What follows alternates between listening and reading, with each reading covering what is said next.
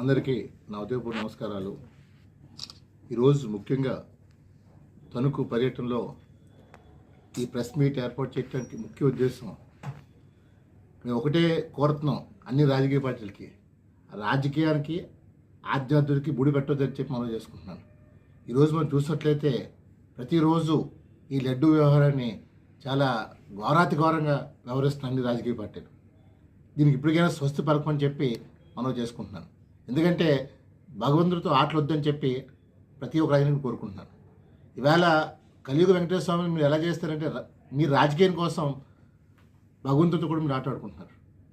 దయచేసి రేపు రాబోయేది మార్చి 10 ఉగాది, ఈ కొత్త సంవత్సరం నుంచైనా సరే మానమని చెప్పి మనం చేసుకుంటున్నాను. ఇవాళ మనం చూసాం అమెరికా ఇరాక్ యుద్ధం, మన ప్రవాసాంధ్రులు చాలామంది చిక్కుపోయారు. మరి దీని గురించి మీరు ఏమైనా చర్యలు తీసుకున్నారంటే ఏమీ లేకుండా ప్రతిరోజు లడ్డు వ్యవహారం. దయచేసి ఇది మాని అక్కడ చిక్కుకున్న మన ప్రవాసాంధ్రుల్ని వాళ్ళని త్వరగా తీసుకొచ్చి చూడమనుకుంటున్నాను.